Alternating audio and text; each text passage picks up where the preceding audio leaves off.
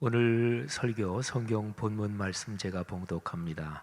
신약 성경 데살로니가 전서 5장 23절부터 28절까지입니다. 거룩하신 하나님의 말씀입니다. 평강의 하나님이 친히 너희를 온전히 거룩하게 하시고 또 너희의 온 영과 혼과 몸이 우리 주 예수 그리스도께서 강림하실 때에 흠없게 보존되기를 원하노라. 너희를 부르시는 이는 미쁘시니 그가 또한 이루시리라. 형제들아, 우리를 위하여 기도하라. 거룩하게 입맞춤으로 모든 형제에게 문안하라. 내가 주를 힘입어 너희를 명하노니 모든 형제에게 이 편지를 읽어주라. 우리 주 예수 그리스도의 은혜가 너희에게 있을지어다. 아멘. 하나님께서 주시는 은혜가 오늘 선포되는 설교 말씀을 통해서 여러분의 구체적인 삶에 또 걸어가는 인생길에 넉넉하시기를 축복합니다. 사람은 혼자서는 살지 못합니다. 하나님께서 사람을 그렇게 만드셨습니다. 말하자면 창조의 숙명입니다. 사람은 늘 어떤 모임에 소속되어 살아갑니다. 건강한 소속감이 사람을 행복하게 합니다. 여러분 삶의 여정에 함께 연대하는, 그러니까 함께 어우러지는 공동체의 힘과 복과 기쁨이 늘 충만하시기를 축복합니다. 그래서 사람은 관계의 존재입니다. 사람이 살면서 맺는 관계를 세 가지로 정리할 수 있습니다. 먼저는 우리가 경험하는 가장 일상적인 경험은 사람과의 관계입니다. 태어날 때 관계를 맺는 부모, 가족, 또 이제 유치원을 비롯해서 여러 학교들, 그리고 사회의 여러 집단, 하여간 사람은 쭉 자라고 살아가면서 다른 사람과 만나면서 살아갑니다. 자, 그 다음은 자연 환경과의 관계입니다. 요즘 우리는 기후 환경 변화의 영향을 아주 무섭게 체험하고 실감하고 있는 중이죠. 코로나19 전 세계적인 전염병이 환경의 영역 침범, 이게 주요 원인이다, 이런 얘기를 전문가들이 합니다. 사람이 자기가 살 영역이 필요한 것처럼 동물, 식물들도 자기들의 영역이 필요한데 사람이 과도하게 동식물들이 사는 영역을 막 침범하니까 동물들하고 사람들, 본래는 접촉 안 하고 살아도 될 거기에서 접촉이 일어나고, 그러면서 우리 인류가 경험하지 못했던 새로운 바이러스가 퍼진다는 거죠. 기후변화, 지구기온의 상승, 아주 심각한 문제입니다. 사람은 자연 환경과의 관계를 떠나서는 살 수 없습니다. 마지막으로 아주 중요한 것이 하나님과의 관계입니다. 모든 피조물 중에서 사람만 하나님의 형상을 따라 창조됐습니다. 사람은 인격적인 방식으로 하나님을 만나고 하나님과 소통합니다. 언어, 이 언어의 기능, 그리고 생각하는 사유의 기능을 통해서 이성적으로 소통하는 것, 이것이 바로 인격적인 방식의 핵심입니다. 정리하면 사람은 세 가지 관계 속에서 살아요. 하나님과의 관계, 그다음에 사람과의 관계, 동식물 등을 포함한 자연과의 관계입니다. 이 가운데서 하나님과의 관계가 핵심입니다. 이 관계가 건강하면 다른 모든 관계가 순리적으로 아름답고 행복하게 흐릅니다. 반면 하나님과의 관계가 어그러지면 사람 또는 자연과의 관계도 깨집니다. 창세기 3장에 그게 잘 나오잖아요. 최초의 사람 아담과 하와가 타락합니다. 그는 하나님의 말씀을 어기고 하나님과의 관계가 깨지는 거죠. 그러면서 아담과 하와 둘 사이의 관계, 사람 관계도 어그러지고 비틀리고 사람과 자연과의 관계도 역시 그렇게 됩니다. 자, 그리스도인이 이렇게 관계 속에서 산다, 이거를 가리켜서 폭넓게 성도의 교제라고 말합니다. 기독교 신앙의 근간이 사도신경인데 사도신경 안에 성도의 교제가 나와요. 자, 사도신경 잠깐 살피면 전통적으로는 사도신경은 4가지에 대한 고백이다, 이렇게 전통적으로 해석합니다. 자, 첫째는 나는 성부 하나님을 믿습니다. 두 번째, 나는 성자 하나님을 믿습니다. 세 번째, 나는 성령 하나님을 믿습니다. 그리고 마지막 4번째가 나는 거룩한 공교회를 믿습니다, 이것입니다. 사도신경에서 쭉 이제 우리가 대대 암송하잖아요. 또는 보고 읽든지 쭉 내려가다가 거룩한 공교회와 성도의 교제와 이렇게 하는 부분부터 나머지까지 모두 묶어서 교회에 관한, 공교회에 관한 신앙 고백이라고 보는 거예요. 이 부분에 죄의 용서, 몸의 부활, 영생 이런 게 더 들어가 있지만 전통적으로는 이런 사항들이 교회 공동체하고 뗄 수 없이 같이 묶여 있다, 이렇게 보는 거죠. 그런데 공교회에 대한 고백에 바로 성도의 교제가 나옵니다. 성도의 교제가 뭘까요? 우선 굉장히 폭넓게 보면 이런 거예요. 삼위일체 하나님 안에서 그리스도인 형제 자매들을 비롯해서 인류 전체, 그리고 자연 환경까지 포함한 아까 말씀드린 그런 관계의 구조, 이게 포괄적으로 성도의 교제입니다. 그런데 거기에서 좀 중심, 핵심을 얘기한다면 하나님 안에서 믿음의 형제 자매들이 사귐을 갖는 것, 이게 이제 핵심적으로 성도의 교제입니다. 성도의 교제는 헬라어로 코이노니아라고 그래요. 오늘 설교의 주제지요. 우리는 지난 11월 1일 주일 설교부터 시작해서 오늘 설교까지 데살로니가 전서 5장을 묵상하고 있습니다. 주일 예배, 수요 예배 쭉 이어가면서 6번에 걸쳐서 묵상하는데 오늘이 마지막 시간입니다. 오늘 묵상하는 본문은 데살로니가 전서 5장의 마지막 부분이고요, 또 데살로니가 전서 이 책 전체의 마지막 부분이기도 합니다. 데살로니가 전서가 편지문이에요. 그러면 편지의 마지막, 그러면 뭐가 나오나요? 뻔하지요. 인사말이 나오잖아요. 근데 편지글의 인사는 보통은 의례적이에요. 그렇잖아요. 예를 들어서 뭐 관계가 좀 안 좋은 사람한테 편지를 쓴다, 뭐 그럴 때도 편지 끝에는 뭐 평안하시기를 바랍니다, 건강하세요, 이렇게 쓰지, 관계가 안 좋다 그래서 당신한테 대단히 섭섭하고 원망스러운 마음을 갖고 편지를 마칩니다, 이렇게 쓰진 않아요. 편지글의 끝인사는 보통 의례적입니다. 그런데 우리가 이미 살피며 묵상한 내용을 생각하면 이 데살로니가 전서 이 마지막 인사 부분은 그저 형식적인 내용이 아닙니다. 이 책 전체에 흐르는 종말론적인 인식과 확신과 헌신, 종말론적인 인식, 확신, 그리고 헌신, 이것이 이 5장의 내용을 강력하게, 또 5장의 인사를 굉장히 강력하게 만듭니다. 자, 인식, 제가 3가지를 말씀드렸는데 첫 번째 인식은 깨닫는 거예요. 두 번째 확신은 깨달은 상태에서 그래, 그게 맞아, 그리고 내 것으로 꽉 잡는 것, 말하자면 믿고 그쪽으로 방향을 돌이키는 것, 이게 확신입니다.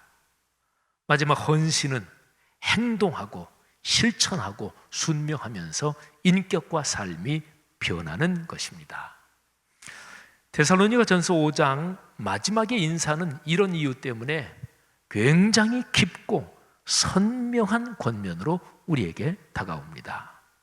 자, 여러분, 데살로니가 전서 전체가 예수님의 재림에 근거하고 있다는 것을 다시 한번 기억합시다. 재림을 기다리는 삶의 자세와 태도, 이거를 가리켜서 종말론적 이렇게 얘기하죠. 데살로니가 전서 이 책은 그리스도인의 삶은 근본적으로 종말론적인 것이다 이렇게 말씀하고 있습니다. 자, 종말, 이거는 근본적으로 예수 그리스도 재림하심으로써 존재하는 세상이 끝나는 것을 뜻해요. 하지만 성경에서 말하는 종말, 여기에는 개인 삶의 종말도 포함되어 있습니다. 사람은 누구나 지금 걸어가는 신체의 삶에서 언젠가는 죽음을 맞이합니다. 이 사실을 인식하고 사는 사람, 곧 개인의 삶에서 종말론적인 깨달음과 인식을 갖고 사는 사람은 지혜롭고 또 행복하게 살 수 있습니다. 근데 여기에 더해서 그리스도인의 경우에 내가 언젠간 세상을 떠나지, 이런 깨달음에 더해서 예수님의 재림을 믿고 하나님의 나라를 향해서 그 나라를 소망하며 이렇게 사는 그리스도인은 말할 것도 없습니다. 더더욱 행복합니다. 이런 사람이 종말론적 신앙을 가진 사람입니다. 여러분 생각해 보세요. 이렇게 종말론적인 신앙을 가진 이런 신앙인에게는 세상 어떤 것도 두렵지 않습니다. 영원한 삶과 그 상급을 믿으니 말입니다. 이런 신앙인은 삶의 현장에서 정의와 평화를 추구하며 삽니다. 마지막에 주님 앞에서 결산할 것을 믿으니 말입니다. 이런 신앙인은 성경 말씀이 살아 움직이며 성취되는 복을 누립니다. 공예배 설교나 개인적인 묵상의 내용을 하나님의 말씀으로 받으니 성령의 능력이 그 사람의 삶에서 역사하기 때문입니다. 이런 그리스도인이 있는 곳에 예수님께서 가르쳐 주신 주기도문의 내용처럼 하나님의 나라가 살아 움직이고 작동하는 것이지요. 여러분의 삶의 현장이 그러시기를 축복합니다. 여러분을 통해서 여러분의 가정이나 여러분이 다니는 회사나 여러분이 관계하는 어떤 공동체라도 바로 그런 복이 있기를 주의 이름으로 축복합니다. 오늘 설교 본문에서 23, 24절을 보세요.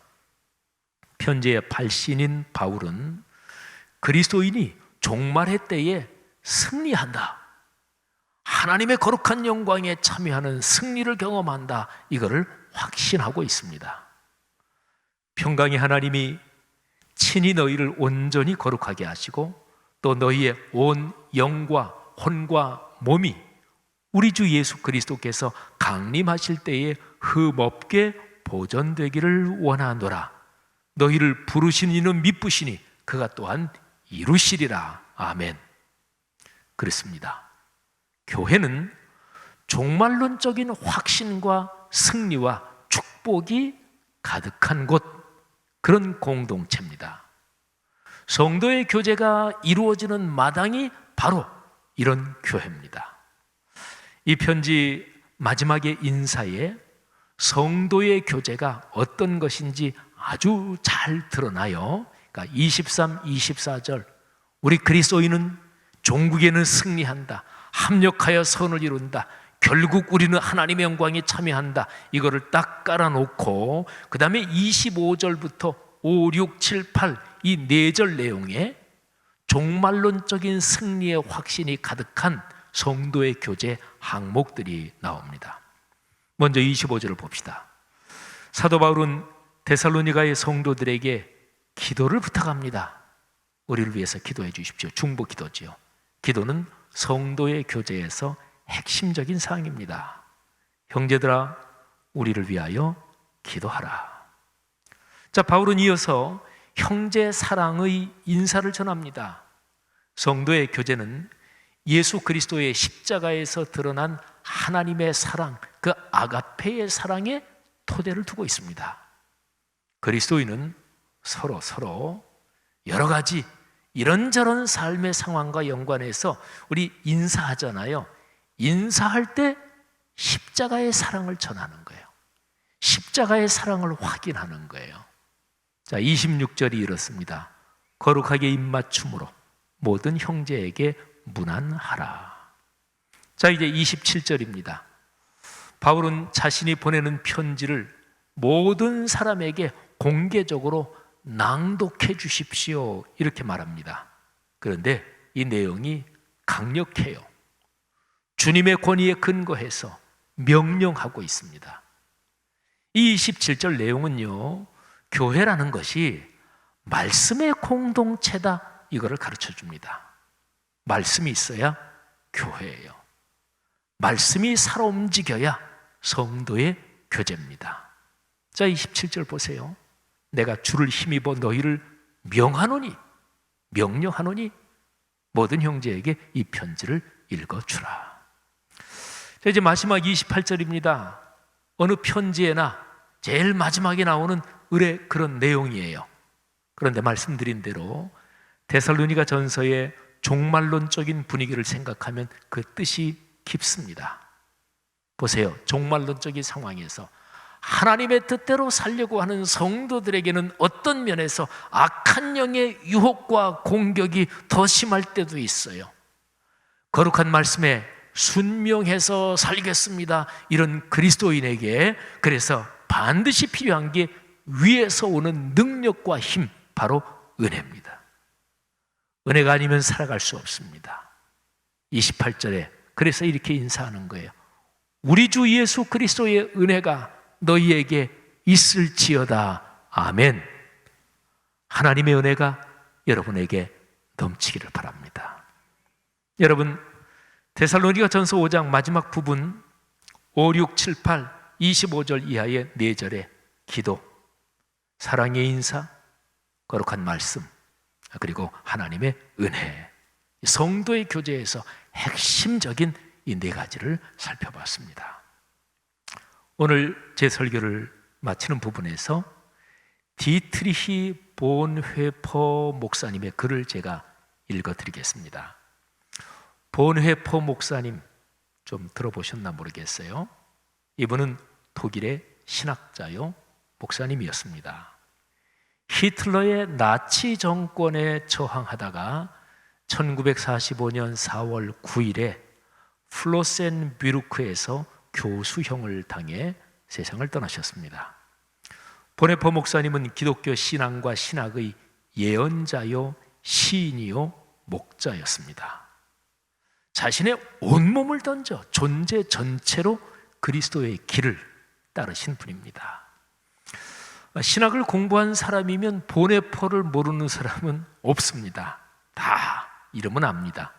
본회퍼의 책과 저수를 실제로 읽지는 않았어도 또 전문적으로 연구하지는 않았어도 신학을 공부했다 그러면 디트리히 본회퍼 목사님 다 압니다.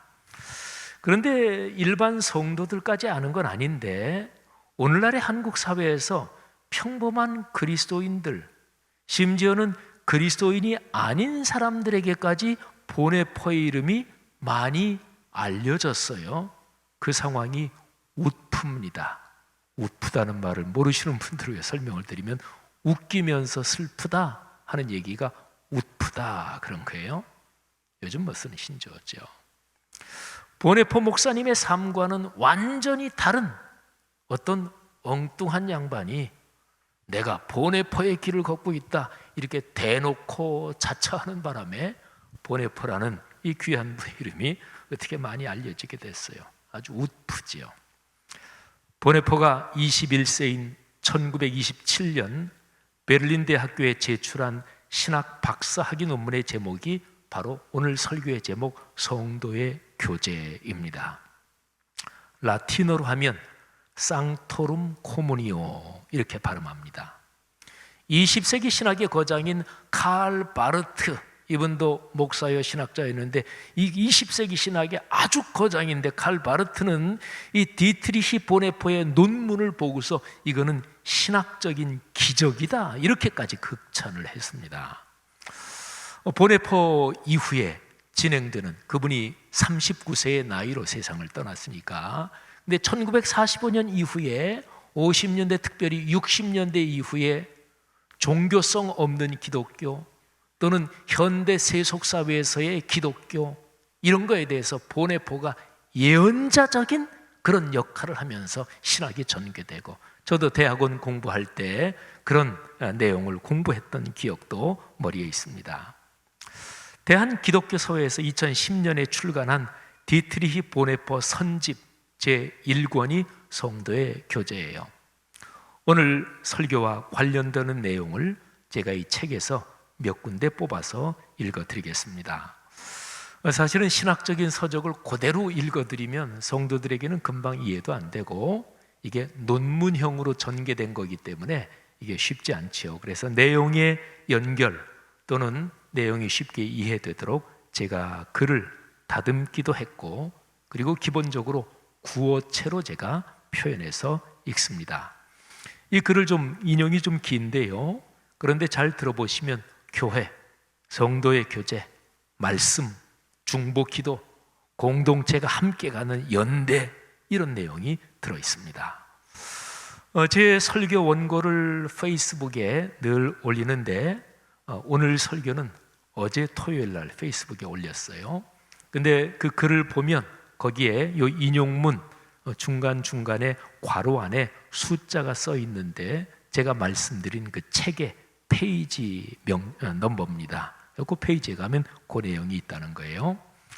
자, 이 내용을 낭독해 드리기 전에 하나 우리가 꼭 기억해야 될 것은, 보네포 목사님의 글은 단순히 책상 위에서 나오는 것이 아닙니다. 문장 하나하나, 글 하나하나에 깊은 말씀 묵상과 생명의 헌신이 들어있는 글이에요. 히틀러가 권력을 쥐고 2차 세계대전이 벌어지기 전에 보네포 목사님이 미국에 잠깐 무슨 일 때문에 가 있었어요. 일이 터지고 나서 보네포를 아끼는 분들, 또 참 진짜 탁월한 신학자다, 아끼는 분들이 독일로 돌아가지 말아라, 그럼 위험하다. 그런데 보네포 목사님은 아니다, 나는 가야 된다. 그리고 독일로 오신 분이에요. 우리 한국의 거창 중고등학교의 전영창 선생님 비슷한 분이십니다. 보네포 목사님의 글은 그래요. 탁상 위의 신학적 이론이 아닙니다. 전 삶을 던진 글입니다. 그런 거를 감안하면서 한번 들어보십시오. 교회는 예수 그리스도 안에서 시작되어 성취되었고, 오순절의 성령 강림으로 강력하게 활성화되었습니다. 교회와 교회의 성도들은 서로 뗄 수 없이 묶여 있습니다. 교회나 교회의 성도들은 서로를 위해서 존재합니다. 교회는 그리스도 안에서 하나의 생명으로 살아갑니다. 그래서 그리스도인은 이렇게 말할 수 있습니다. 다른 사람의 순결은 내 욕망의 유혹을 이길 수 있게 나를 도와줍니다. 다른 사람의 금식은 나에게 유익합니다. 이웃의 기도는 나를 위한 것입니다. 이리하여 모든 그리스도인이 서로 함께, 그리고 서로를 위해 하나의 생명으로 살아가게 됩니다. 기도가 교회의 중심에 있다는 것이 결정적으로 중요합니다. 중보 기도는 그럴 만한 가치가 있습니다. 하나의 생명으로 살아가는 교회는 또한 하나의 기도를 실천해야 합니다. 중보 기도 속에서 교회는 많은 사람의 짐을 짊어집니다. 교회는 이 짐을 지고 하나님께 나아갑니다. 중보 기도는 하나님께서 자신의 뜻을 실현하기 위해 마련하신 도구입니다. 이 사실을 깨달을 때, 그리고 이런 깨달음으로서만 우리는 중보 기도를 의미심장한 것으로 인정하고 실천할 수 있습니다. 말씀을 중심으로 모여야 교회입니다. 우리가 경험하는 교회의 핵심적인 일이 구체적으로 설교, 그리고 성례전 예배입니다. 설교는 하나님의 섭리에 의한 것입니다. 교회를 교회 되게 하는 교회의 활동이 설교입니다. 그리스도인이 모이지 않는다는 것은 생각할 수 없습니다. 말씀을 통해 결속된 교회는 모일 때마다 거듭 말씀을 듣습니다. 말씀이 교회를 창조합니다. 말씀으로 교회가 시작됐다는 것입니다. 말씀은 또한 언제나 거듭해서 구체적인 모임으로 그리스도인들을 부릅니다. 초대합니다. 말씀으로 교회가 계속 존속한다는 것입니다. 성도들의 모임인 교회는 언제나 우리의 어머니입니다. 그리스도인은 여기에서 어머니인 교회 안에서 하나님의 말씀이 하나님의 뜻에 따라 선포되고 있다는 사실을 압니다. 말씀은 교회의 설교 말씀을 의미합니다. 아니, 성경 자체가 말씀 아닌가요? 물론 그렇습니다. 그러나 교회 안에서만 그렇습니다. 교회야말로 성경이 비로소 말씀이 되게 합니다. 말씀이 교회를 만드는 것처럼 교회는 또 말씀을 말씀으로 작동하게 합니다. 성경은 교회 안에서만, 곧 성도의 공동체, 성도의 교제 안에서만 말씀입니다. 하나님의 말씀은 본질적으로 설교 말씀으로 존재합니다. 교회는 말씀 위에 서 있습니다. 말씀은 교회 안에 있는 절대적 권위입니다. 권위는 오직 교회의 말씀 안에 있습니다. 여기까지가 보네포 목사님의 글입니다. 저는 어제 이제 설교문을 꼼꼼하게 정리하고 또 읽고 마무리하면서 이 보네포 목사님의 책 성도의 교제 상토룸 코무니움, 전에 읽었던 책인데 다시 한번 읽고 또 밑줄팀 부분을 다시 한번 보면서 다시금 설교자로서의 두려움을 가졌습니다. 설교할 때 어떤 경우에서든지 내가 하고 싶은 얘기를 하면서 성경 구절은 그저 끌어다가 쓰는, 죽어도 그래서는 안 되겠다. 저는 2014년부터 주보에다가 설교 그 주일의 설교문을 100% 제가 냈죠. 그리고 몇 년 동안은 아주 정확하게 100% 원고 설교만 했어요. 이유는 한국교회 강단의 설교를 회중이 안 듣는다. 대놓고 안 듣는 건 아니에요. 설교 들으면서 아유 그래 저 목사 오늘 무슨 얘기 하나 보자, 아유 설교 잘하네, 이런 사람도 간혹 가다가는 있을지 몰라도 보통 성도들이 그러겠어요.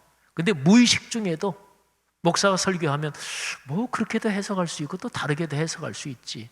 신앙생활 몇십 년 하면 또 장로님, 권사님, 집사님들은 아유 설교 그거 나도 하지 좀 감동적인 얘기 한두 개에다가 성경 구절 붙이면 설교지. 이런 생각 때문에 회중이 설교를 안 들어요. 설교는 그런 것이 아닙니다. 죽고 사는 문제가 걸린 것입니다. 성경의 어떤 한 본문이 여러 의미를 가지고 있는 것도 있지만 어떤 한 본문은 목숨을 걸고 그 본문의 뜻 외에 다른 건 없어요. 설교는 승부를 거는 것입니다. 목숨이 걸린 것입니다. 그런 것 때문에 2014년부터 몇 년 동안 그 주일 설교를 그 주일에 100% 내고 아주 정확하게 읽으면서 원고 설교를 했어요. 그리고 몇 년 뒤에 요즘은 주보에는 제가 설교문을 안 싣죠. 그런데 페이스북에 설교 원고를 100% 올립니다. 목회자로서 설교자로서 걸어가는 제 자신에게 엄격한 굴레를 씌우는 의미도 있고요. 성도 여러분들이요, 보네포 목사님의 글에서 우리가 본 것처럼 교회는 성도의 교제 가운데 존재합니다. 그는 중보의 기도와 말씀과 기도 말씀이 합쳐진 것을 말씀 묵상이라 그러잖아요. 그리고 십자가의 사랑을 담은 인사와 그리고 위로부터 오시는 하나님의 은혜, 그 가운데서 교회는 사는 거예요. 그리스도인이 그런 거예요. 여러분의 삶에 이 복이 넉넉하기를 축복합니다. 또 한국에 있는 교회들마다 이런 거룩한 하나님의 은혜를 넉넉하게 경험하고 주변에 전하는 그리스도의 복음, 그 전도자 역할을 잘 감당하기를 주님의 이름으로 축복합니다.